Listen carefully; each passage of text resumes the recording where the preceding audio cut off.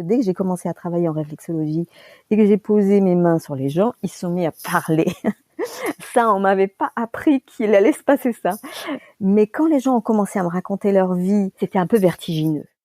La petite voix, la petite voix, la petite voix, la petite voix. Bonjour, je suis Herveline et j'ai le plaisir de vous présenter La Petite Voix, le podcast qui donne la parole à ceux et celles qui nous font du bien. Ils sont psy, sophrologues, magnétiseurs ou autres et se consacrent à notre bien-être et à notre développement personnel. Que vous soyez sceptique ou convaincu, vous serez sûrement curieux de leurs histoires. Quel chemin ont-ils parcouru pour choisir ces métiers dédiés aux autres ? En quoi consiste leur pratique et que leur apporte-t-elle ? Voilà les questions que je vais leur poser lors de ces conversations intimes, sans blabla. Des conversations qui vont nous éclairer, nous inspirer. Si vous aimez ce podcast, parlez-en autour de vous et dites-le moi avec des étoiles sur iTunes. N'oubliez pas aussi de vous abonner pour ne rater aucun épisode. Alors, prêt à écouter La Petite Voix pour entendre la vôtre ? La Petite Voix, le podcast, c'est parti !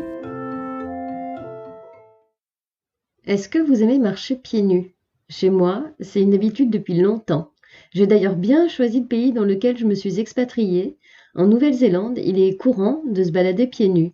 Pas seulement lorsqu'on se balade à la plage, mais aussi pour aller à l'école, pour faire ses courses, pour prendre le bus. Bref, tout ça pour dire que cette pratique si simple nous met en contact direct avec la Terre et ses énergies. Pour mon invité du jour, Gwen Libouban, c'est devenu un art de vivre. Gwen est réflexologue. À travers nos pieds, elle lit nos douleurs physiques, bien sûr, mais aussi nos émotions, nos traumas, nos héritages psychofamiliaux. Même avec 30 ans de métier, elle reste fascinée par ce processus. Alors imaginez ce que vous ressentez lorsque vous recevez le soin. Avec Gwen, c'est sûr, nos pieds peuvent nous emmener très loin. Bienvenue dans un épisode tout en douceur, un épisode comme un cocon dans lequel, je l'espère, vous aimerez vous lever.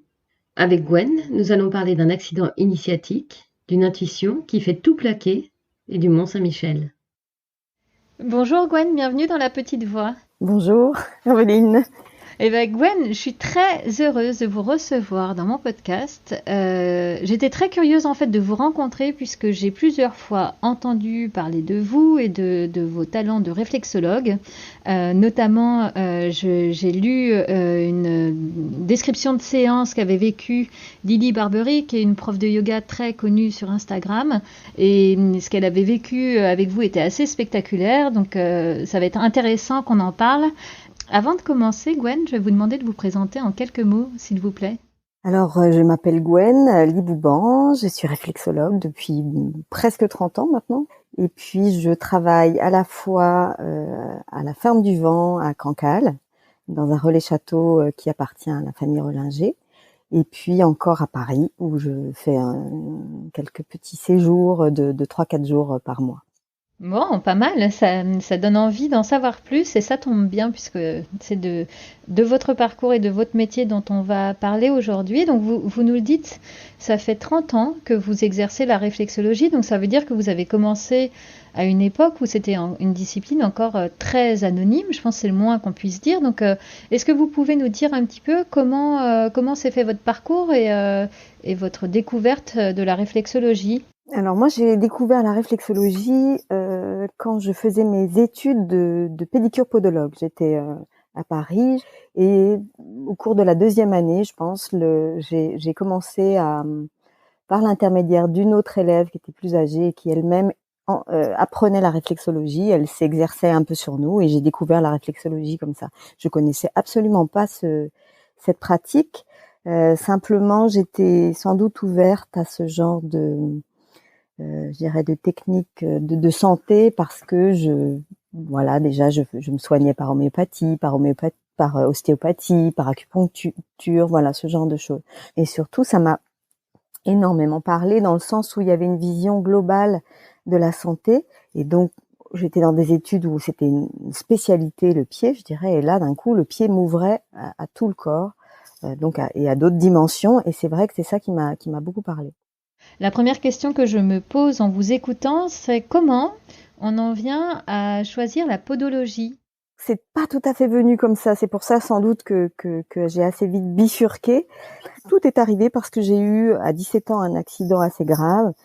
J'étais à cette époque-là assez sportive et dans ma tête, j'allais faire du sport toute ma vie, à la fois en compétition et à la fois c'était quelque chose que je voulais transmettre. Et puis cet accident est arrivé et puis ça a tout bouleversé. Je suis passée d'un corps qui était un peu une machine, je dirais, qui faisait des performances, que je voulais pousser le plus haut, il n'y avait pas de peur, j'étais un peu casse-cou. Puis du jour au lendemain, comme ça s'est arrêté. Effectivement, ça m'a fait sans doute me poser d'autres questions sur moi. Qu'est-ce qu'était un corps? Pourquoi il y avait des peurs qui venaient? Pourquoi ça m'avait mis dans un état sans doute de dépression, de peur de la mort, de peur d'un nouveau me casser, enfin des choses comme ça, avec beaucoup de questions sur moi et puis sans doute d'autres dimensions. Je dirais psychocorporelle déjà à ce moment-là. Est-ce qu'on peut revenir 2 secondes sur cet accident? Donc vous avez 17 ans. Je peux vous demander ce qui vous est arrivé? En fait, c'est un accident un peu bête. J'étais éducatrice pour mes vacances en fait, dans une colonie de vacances. Et puis je faisais pour me détendre avec un autre moniteur, on s'est mis à faire de la balançoire. Et cet immense truc en ferraille qui n'était pas scellé au sol en fait. Ah. Et donc il s'est basculé et j'ai reçu la barre du haut sur le crâne. Donc j'étais assommée. Donc assez vite à l'intérieur de moi, je me suis dit il faut absolument pas que je ferme les yeux, il faut que je reste consciente de tout ce qui se passe parce que si je ferme les yeux, je vais partir et je reviendrai pas, c'est pas possible. Donc cette bataille a duré presque assez longtemps et suffisamment pour je pense générer des questionnements après quoi. Voilà, vraiment une bataille pour la vie. Enfin, j'ai eu ce sentiment-là, peut-être qu'en fait si j'étais tombée dans les pommes, ce serait pas arrivé hein. Ça veut dire que psychologiquement là ça a été hyper dur ou comment ça s'est passé ces semaines qu'on suivi l'accident et où vous vous rendiez compte que tous les plans, tous les projets étaient en train de tomber un peu à l'eau quoi? Bah déjà ça arrête en fait, c'est-à-dire que oui, tous les plans de partir en vacances s'arrêtent, tous les plans d'orientation s'arrêtent. Voilà, on passe sur une autre planète, on passe sur la planète de l'hôpital, de vérifier ce qui va pas, de mettre une minerve, rien ne va parce que rien ne fonctionne comme avant. Voilà, alors après je pense que ça résonnait sur sans doute l'histoire familiale, c'est-à-dire que moi j'ai eu un papa qui a eu une hémiplégie quand j'avais 7-8 ans. Je pense que d'un coup il y a eu beaucoup de choses qui se sont amalgamées, c'est-à-dire que je me suis dit bon, il va pas y avoir 2 handicapés dans la famille, il peut pas y avoir encore un mort. Enfin bon, je pense en même temps qu'en tant qu'enfant, quand il y a quand ce genre de choses arrivent dans une famille, on a tendance à effectivement sans doute grandir un peu au-dessus de soi, je dirais. C'est-à-dire qu'à mettre plus de vie qu'il n'y en a pour pouvoir finalement pallier à la maladie, pallier à ce qui fonctionne pas bien. Et je pense que ce tout corporel que j'avais, espèce de force de vie, de joie de vivre et tout ça, sans doute était déjà en compensation avec ce qui se passait à la maison, et que d'un coup ça a rétabli quelque chose à me dire bon, maintenant t'es où là-dedans en fait. Par la suite, je me suis dit oui, c'est un chemin initiatique, et je me souviens d'une amie avec qui avec qui j'ai travaillé après, qui était en énergétique et qui m'avait dit voilà, chacun trouve ses moyens d'ouvrir ses chakras. J'avais trouvé que le mien était un peu violent, mais bon, pourquoi pas. Ouais, c'est un peu fort quoi. Donc bon. C'est comme si vous étiez entré dans une autre dimension quoi. Oui, et de sentir surtout que c'était pas parce qu'on disait qu'un corps physique était réparé qu'on était réparé. C'est encore quelque chose de vrai. Ça, c'est quelque chose que je sens, qui est très clair pour moi, que voilà, même dans mon travail, je touche le corps physique, mais il faut toucher d'autres dimensions du corps pour vraiment que les choses se réalignent. Et que la personne se sente à nouveau elle-même complète dans son axe. Du coup, pardon, je reviens à l'accident. Comment vous avez cheminé ensuite pour vraiment vous en sortir? Le questionnement justement de ce corps et de la manière dont moi j'évoluais et où ça évoluait de ce côté-là, c'est-à-dire que comme j'allais pas très bien, je suis allée voir un ostéopathe, je suis allée voir un acupuncteur. J'ai eu un cheminement moi-même pendant ce temps-là parce que je n'arrivais pas à reprendre pied. En fait, ça allait toujours pas. Et puis, sans doute que ça a commencé à me parler en me disant, mais justement, comme je vous disais, comment font les sportifs pour reprendre leur niveau, ou comment font les gens qui ont eu des graves accidents pour voilà, en faire quelque chose finalement. Et ça, c'était quelque chose que j'avais vu aussi par rapport à mon père qui était assez tombé dans sa maladie, je dirais, par rapport à d'autres gens que je voyais qui avaient à peu près la même pathologie ou qui avaient des paralysies et qui justement, finalement, faisaient de ce drame dans leur vie, finalement, un vrai chemin. Donc voilà, alors après, comment on arrive au pied justement, en me disant, je vais m'occuper, je vais m'occuper des gens. C'était assez juste après de me dire, je veux aller dans le soin pour l'autre. Qu'à nouveau, je me disais, bon, alors qu'est-ce que je veux faire? Est-ce que je veux faire kiné? Est-ce que je veux faire ceci, cela? Et à l'époque, la podologie était plutôt un nouveau métier. Et puis, je sais pas, je pense que c'est un directeur d'école qui a dû nous parler assez bien de son école et de ce que ça pouvait amener. Ça m'a bien plu. Et puis surtout, dans la podologie, on fait des semelles orthopédiques. Et ça touchait une autre partie encore de moi, c'est-à-dire que je me disais, c'est comme de la sculpture. On sculpte, on est comme un petit artisan, on a un petit atelier dans son arrière-boutique. C'est toujours un peu comme ça sur des idées qui sont pas complètement voilà, comme je disais, c'est une petite voix intérieure qui vous parle de choses qui vous plaisent. C'est pas très rationnel parce qu'en fait, c'est un peu loin de la sculpture, ce métier. Et puis, ça m'a assez plu ces études quand même parce qu'au-delà de fabriquer des semelles, c'est des vraies études médicales, c'est-à-dire vous apprenez vraiment le corps humain. Ça m'a donné une très bonne assise à ce niveau-là, qui a quand même été importante pour la suite parce que la réflexologie en tout cas aujourd'hui telle qu'elle est parfois enseignée, pêche à ce niveau-là. D'accord.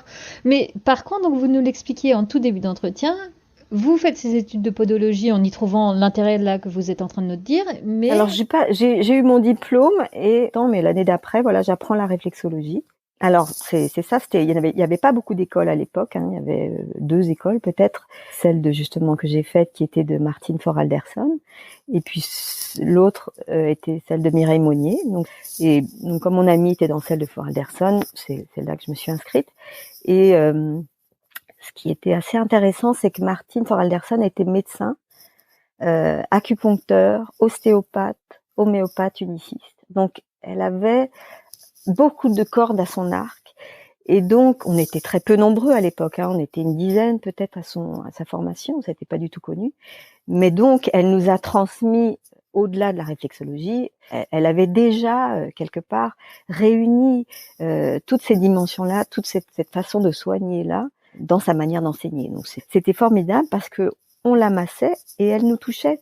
Donc, alors, elle nous touchait pas beaucoup, mais elle nous faisait la toucher. Et ça, c'était hallucinant parce qu'elle, rien qu'à voir, et bon, maintenant aujourd'hui, comme j'enseigne, je vois plus, mais c'était extrêmement fascinant parce que on lui touchait les pieds, elle nous disait non, c'est pas là, non, un petit peu plus là, tac, tac, ça. Et on avait affaire à quelqu'un qui était vraiment un maître dans son domaine. Donc, une grande chance de suivre son enseignement. Elle-même avait été l'élève du docteur Ingham, donc on est vraiment en ligne directe par rapport à la réflexologie au début, quoi.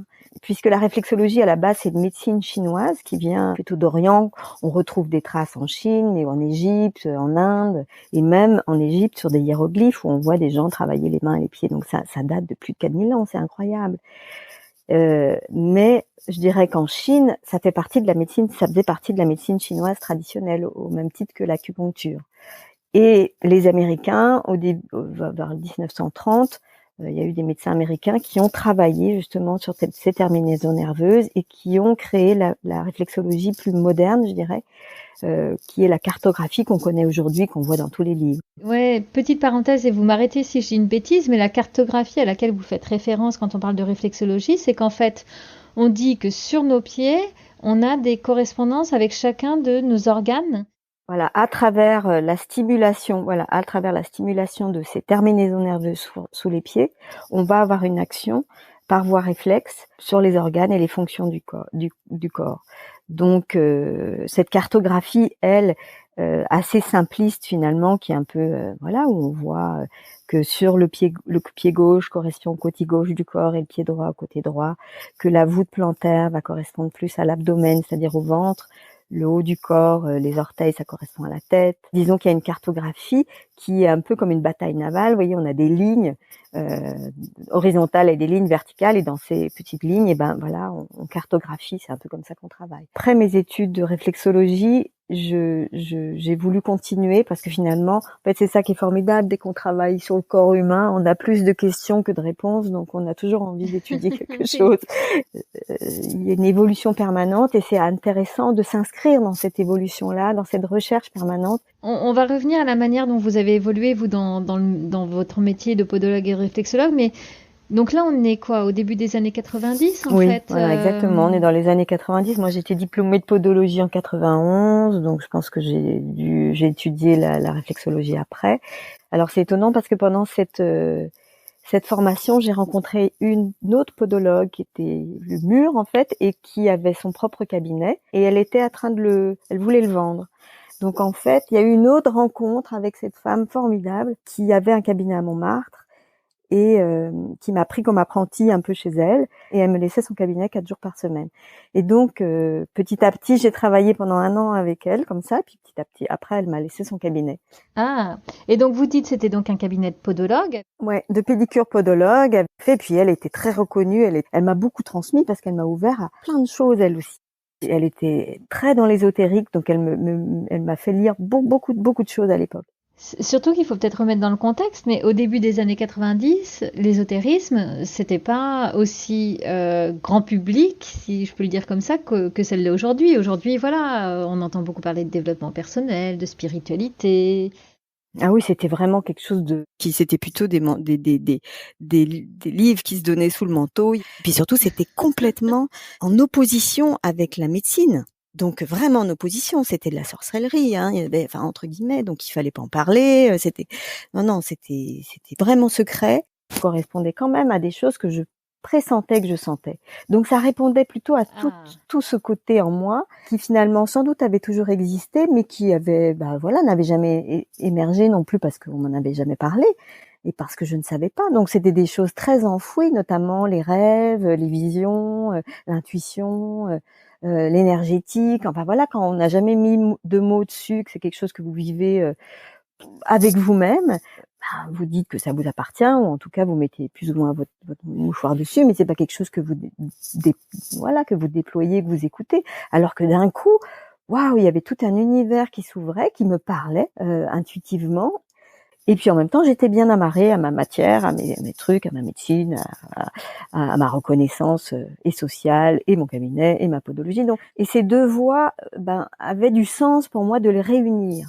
Je sentais pas qu'il y avait d'opposition. Pour moi, je trouvais qu'au contraire, c'était complémentaire et qu'il fallait arriver à les faire tenir ensemble. Et ce qui est vrai, parce que la médecine traditionnelle, elle sauve des vies, mais elle s'occupe beaucoup de la maladie, alors que la médecine, je dirais, chinoise ou orientale, elle s'occupe de la santé.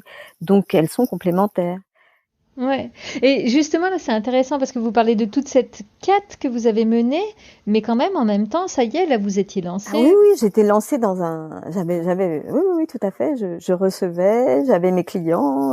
Quelle place occupait la réflexologie dans le travail de podologue que vous aviez, puisque c'était votre étiquette officielle, en fait, podologue? Oui, c'était l'étiquette officielle, exactement. Ce qui me permettait, au départ, en fait, c'était de proposer aux clients, en fait, une petite réflexologie en fin de séance, et c'est comme ça que je me faisais la main. Et puis, en fin de séance, ils ont dit, le quart d'heure tournait en une demi-heure. Et donc, au bout d'un moment, j'ai proposé un soin plus une petite demi-heure de réflexologie. Puis la demi-heure est arrivée en 1 heure, et puis c'est devenu des vraies séances. Et la demande a été grandissante au niveau de la réflexologie, ce qui fait qu'à un moment donné, il a fallu que je fasse un choix. C'est-à-dire que j'ai vendu ce cabinet de podologie et je n'ai fait que de la réflexologie. Ouais, vous avez quand même eu votre cabinet avec ce titre de podologue pendant combien de temps? Ça a duré un moment quand même. Ça a duré un bon moment parce que les 10 premières années à Paris, j'avais ces 2 titres et après j'ai ouvert un deuxième cabinet où là je faisais vraiment beaucoup plus de réflexologie, mais en parallèle j'ai continué en fait à faire des études puisque je suis devenue psychothérapeute tout en ayant mon cabinet. Parce qu'en fait, dès que j'ai commencé, c'est arrivé assez tôt, parce que dès que j'ai commencé à travailler en réflexologie et que j'ai posé mes mains sur les gens, ils se sont mis à parler. Et ça a été, ça, on m'avait pas appris qu'il allait se passer ça. Assez vite, je me suis dit, oula, soit je leur dis de se taire, hein, ou soit il va falloir que je fasse quelque chose avec ça. Mais en tout cas, il va falloir aussi que je me protège parce que c'était quand même un gouffre. Et si je commençais à écouter ça ou que je laissais la porte ouverte à ça, finalement, je m'octroyais un rôle qui n'était pas le mien. Et je me disais, oula, là, il y a un danger, il y a une limite, j'enfreins une limite, une frontière qui est pas la mienne, et quelque part, j'emmène les gens sur un domaine où je vais pas pouvoir les contenir. Je savais pas si j'allais devenir psychothérapeute ou pas, hein. D'ailleurs, c'était un peu le but, c'est-à-dire que j'ai fait cette étude-là en me disant que j'allais devenir psychothérapeute. D'avoir mon cabinet, ça m'a permis de financer cette étude-là en parallèle, puisque c'était un week-end par mois, des études du soir. Enfin voilà, c'était tout à fait possible puisque je gérais mon planning comme je voulais. Alors c'était une école de psychothérapeute à visée quand même corporelle. Ce que j'apprenais, je le mettais au service de ce que je faisais. Et donc c'est là où vous me disiez combien de temps ça a duré ce cabinet double de pédicure et de réflexologue. Ça a duré le temps que je fasse ces études de psychothérapeute. Et après j'ai switché, c'est-à-dire que j'ai fait l'inverse, j'ai arrêté la pédicurie et j'étais plutôt psychothérapeute et réflexologue. Mais les deux, je les ai pas mis dans le même cabinet parce que je trouvais que là, pour le coup, c'était un peu faire le grand écart. Et puis, je me suis pas sentie très à l'aise dans l'écoute sans le toucher. C'est très loin l'un de l'autre, en fait. C'est très éloigné. Le métier du soin et du toucher est quelque chose de très maternant et finalement, on est dans le soin, on est dans un accueil très particulier. Le toucher, ça, voilà, vous devez contenir dans vos bras l'autre personne. C'est très intime. Alors que la thérapie est plutôt du côté, je dirais, paternant, c'est-à-dire que on se met en face de l'autre. On doit être un support, je dirais, de confrontation. Il peut y avoir du transfert négatif. C'est très, très, très différent. Et je me suis sentie plus à l'aise dans l'accueil maternant de l'autre parce que je me sentais pas du tout très à l'aise ni avec le transfert négatif, ni à finalement écouter l'autre sans pouvoir faire quelque chose. C'est sentir mes propres limites, en fait, ce que j'étais capable de faire et ce que j'étais pas capable de faire. Donc j'étais capable d'accueillir en touchant et en écoutant, mais à certains moments, je pouvais dire, écoutez, là, je pense que ce serait bien de poser ça dans un lieu fait pour ça, dans une thérapie, dans le cadre d'une thérapie, et de simplement pouvoir dire ça à quelqu'un, c'est poser des limites. Donc, et puis le toucher, au fur et à mesure, effectivement, que je travaillais, il devenait de plus en plus sensible. Ça fonctionnait de mieux en mieux. J'avais de plus en plus confiance, je dirais, à la technique que j'employais. C'est vrai que c'est une technique particulière. Même là, encore aujourd'hui, ça reste, même si on peut mettre des mots dessus, dire voilà, ça reste quelque chose d'incroyable de toucher des pieds, des points du pied et de dire qu'on va avoir une action sur un autre organe ou sur une mémoire du corps ou sur un trauma ou sur une façon de fonctionner ou sur l'histoire de la personne. Ça reste effectivement un peu mystérieux et magique. Alors pour moi, aujourd'hui, parce que je le fais tous les jours, c'est plus mystérieux, mais ça reste magique. Et c'est sans doute ça qui fait que c'est encore formidable d'ailleurs. Dans votre parcours, il y a aussi eu ce changement radical il y a une dizaine d'années où vous avez décidé de quitter Paris. Donc vous quittez Paris, mais ça veut dire aussi que vous quittez toute votre patientèle et vous revenez aux sources, si je dis pas de bêtises. Vous revenez vous installer en Bretagne. En Bretagne, oui. Alors c'était pas tout à fait les sources, parce que c'est pas tout à fait là que j'ai été élevée, et c'est la rencontre également avec Olivier Rollinger justement. Et l'idée était quelque part de faire venir mes patients là où j'étais, que j'avais pas forcément envie de perdre, puisque je vendais ma clientèle, donc elle a été reprise. Donc le but était pas qu'ils me suivent, mais c'était quand même de garder, je dirais, cette reconnaissance, ou en tout cas garder ce que j'avais fait en fait. Hein. J'avais créé ma propre technique, j'étais reconnue pour ça, et je me disais voilà. Et l'idée de rencontrer Rollinger, c'était que à l'époque il avait un relais château, il était très reconnu, très connu, et l'idée était de me poser dans un endroit où je pourrais faire le pont, où il y avait à peu près la même clientèle finalement. Et puis ça a été une très belle rencontre. C'est-à-dire que tout ça, c'était aussi intuitif. C'était pas prémédité en fait. Rien n'était prémédité. Tout est fait comme ça sur le chemin. L'idée n'était pas de se dire je veux travailler dans un relais château. C'était pas du tout ça le projet. C'était de rencontrer quelqu'un. Ça a été une rencontre avec Oui, Olivier Rollinger. voilà, tout à fait. Et puis c'était informel. Le premier jour, moi j'avais encore mon cabinet à Paris. Le but était simplement que la famille déménageait en Bretagne. Il me dit il faudrait que je trouve un endroit, comme je travaille dans les grands hôtels en parallèle de mon cabinet à Paris, ce serait peut-être de trouver quelqu'un qui puisse voilà, me dire comment faire. Enfin, c'était assez intuitif, c'était finalement la seule personne que je connaissais en Bretagne qui avait un lieu qui correspondait au lieu dans lequel j'exerçais à Paris. Donc de me dire ben voilà, est-ce qu'on peut se rencontrer, parce que je savais pas du tout qu'il avait un projet lui en parallèle qui allait se mettre en résonance avec ce que je sentais. Donc ça s'est fait voilà, c'est des rencontres oui, sans doute sur le chemin, mais rien n'était prémédité, ça s'est construit au fur et à mesure. Il faut redire un peu, donc Olivier Rollinger, c'est un chef étoilé qui, si je ne dis pas de bêtises, a lui-même un parcours personnel assez incroyable. Oui, alors après on n'est pas forcément parti sur ce territoire-là, mais non, c'était quelqu'un dont j'aimais déjà beaucoup l'univers. J'avais sans doute envie à ce moment-là de quelque chose de plus authentique. Je peux pas vraiment expliquer. En tout cas, l'intuition était de me dire ça suffit pas. Moi, j'étais fatiguée sans doute, et puis j'avais besoin de vivre plus à la campagne, à nouveau, ou en tout cas dans les éléments. Et c'est vrai que les éléments me manquaient, c'est-à-dire que je me disais mais c'est pas possible, ça ne suffit pas. Moi, ça me suffit plus, et j'ai besoin de C'était le moment où mes enfants étaient plus petites aussi. J'avais pas forcément envie de les élever dans Paris. Voilà, c'est arrivé. C'était en fait plusieurs circonstances qui fait que bon, en tout cas, à ce moment-là, c'était le moment. Je suis arrivée, lui, à l'époque, il avait encore son 3 étoiles, et il m'a dit, ben voilà, moi, je suis dans un moment de vie où je viens d'acheter le Champ du Vent, le fameux Champ du Vent où il y a la ferme du Vent maintenant dessus. Et puis, il voulait en faire un lieu, mais c'était encore, une ébauche, en fait. Donc, on a commencé à parler de ça. Il a dit, ben voilà, on va travailler ensemble. On y est allé. Je me rappelle d'être montée dans le champ. Je devais avoir des chaussures à talons et quelque chose comme ça. Donc, j'ai enlevé mes chaussures et j'ai monté déjà ce Champ du Vent nu-pied. Je me souviens toujours, il y avait une pluie battante. Enfin, voilà, tous les éléments étaient là. Enfin, et j'ai adoré ce lieu. Je me dis, mais travailler là, c'est le Graal dans une vie. Déjà, quand il n'y avait rien, c'était tout. Il y avait tout. Wow. Il y avait tout ce qu'il fallait, parce qu'il y avait la dimension à la fois des éléments, mais il y avait aussi ce Mont-Saint-Michel au loin qui était quand même une dimension, oui, un peu ésotérique et spirituelle, qui donnait quelque chose, qui projetait encore plus loin le travail. Et ça m'a vraiment énormément touchée. Je me disais mais c'est ça, c'est exactement ça. Il faut amener les gens là.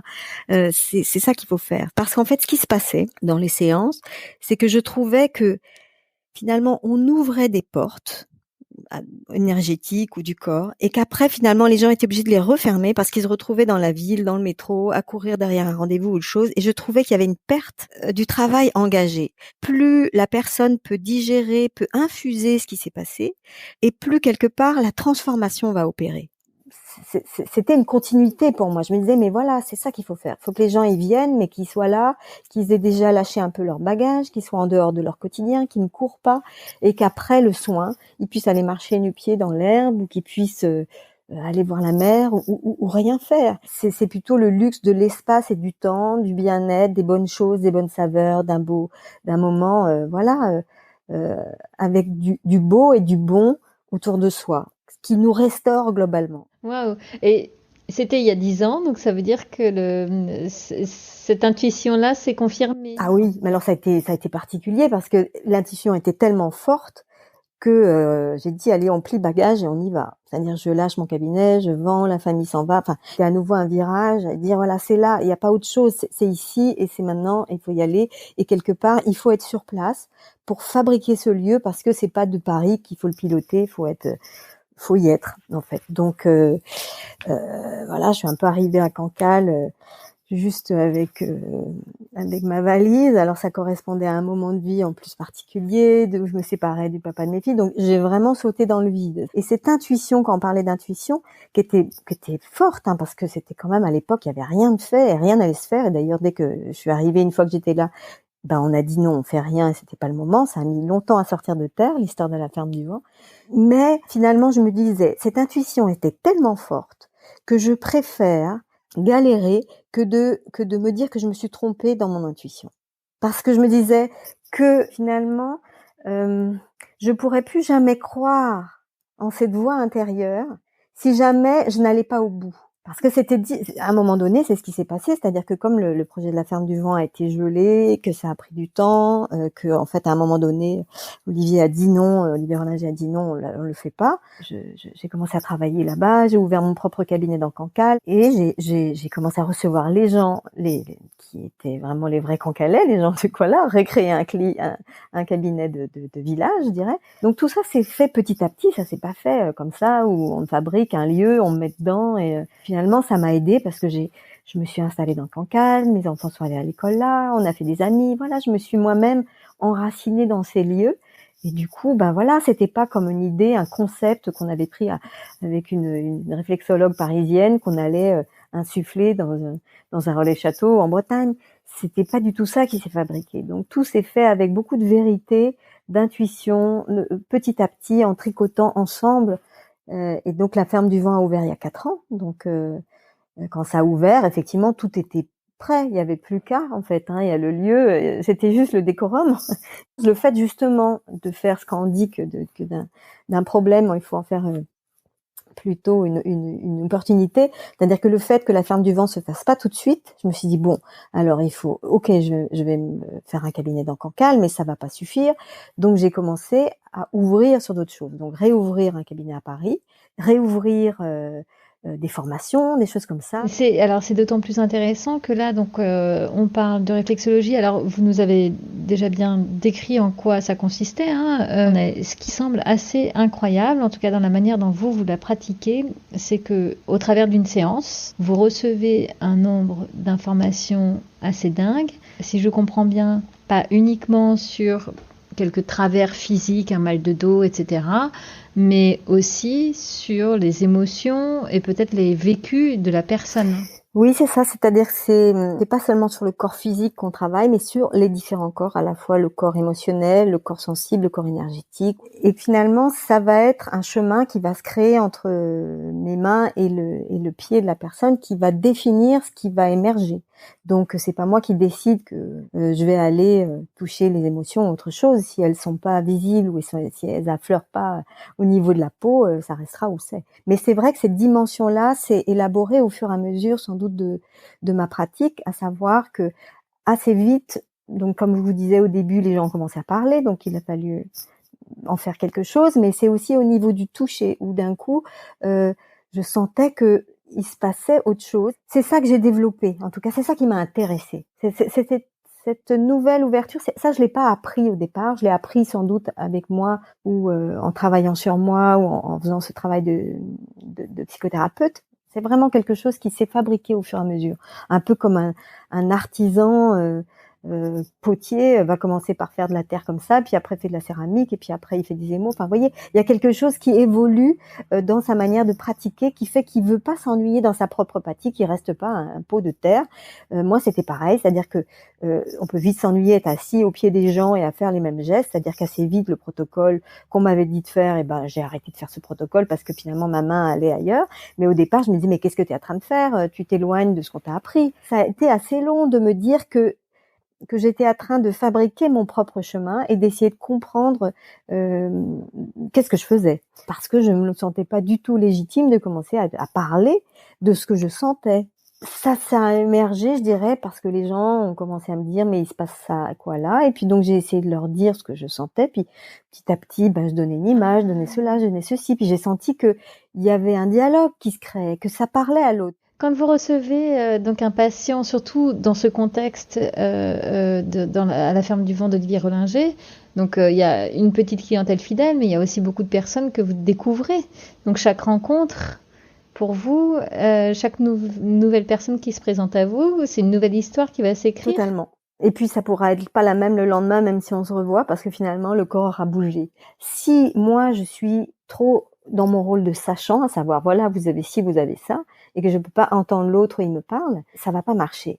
Et c'est ça tout l'art. Je dirais que c'est vraiment l'art de la rencontre, de la magie de la rencontre, qui fait que chacun est à un fil et que on avance ensemble. Et moi, quelque part, je découvre quelqu'un. Récemment, j'ai une patiente qui est arrivée avec une pathologie assez lourde, et puis au fur et à mesure, elle s'est dévoilée, et il s'avère qu'elle était neurologue et qu'elle-même a une maladie neurologique. Alors c'était assez impressionnant d'avoir quelqu'un qui ne sait plus où aller parce que effectivement, même dans son corps de métier, elle n'a pas les réponses à ce qu'elle a. Et de voir comment la séance s'est faite, ça m'a appris justement sur cette histoire de cadre. C'est-à-dire que à un moment donné, je comprends finalement qu'elle s'est mise à soigner quelqu'un, mais hors cadre de son cabinet, puisqu'elle était en vacances, mais qu'elle a mis sous son aile un jeune homme qui n'allait pas bien, donc elle s'en est occupée et qu'elle savait plus très bien qui elle était, c'est-à-dire si elle était médecin, si elle était mère, si elle était femme, et que tous ces rôles-là ont fait que elle a perdu pied dans cette relation thérapeutique. Et évidemment, ce qui est arrivé, c'est-à-dire que ce jeune homme s'est suicidé et qu'effectivement, elle reste habitée par ce patient, parce que c'est important cette histoire, parce que c'est là où combien le cadre thérapeutique est un cadre à la fois qui va protéger le patient, mais qui va aussi protéger le thérapeute. D'où l'importance de savoir les limites de ce qu'on fait, jusqu'où, et qu'effectivement, quand je disais que la compassion et l'envie d'aider l'autre ne suffit pas pour être thérapeute, être un bon thérapeute, c'est pas ça. C'est un équilibre très intéressant qui fait qu'on peut pas s'ennuyer, ça c'est certain. Même en restant toute une vie au pied des gens, on peut pas s'ennuyer. Et ouais, on entend encore toute cette passion, c'est génial, c'est passionnant, hein, Gwen. Vous nous ouvrez des portes d'un monde et pas seulement celui de la réflexologie, quoi, qui est très très très intéressant. Mais avant de vous libérer, Gwen, moi j'ai quelques petites questions rituelles que j'aime poser à mes invités. Et la première question, même si on l'a évoqué en filigrane, j'aimerais savoir si vous écoutez souvent votre petite voix. Ben là, je pense que tout ce que je vous ai dit, ouais, j'ai un peu prouvé quand même. C'est un vrai chemin, je pense, cette petite voix. Eh oui. Gwen, est-ce qu'il y a un livre que vous souhaiteriez nous recommander particulièrement?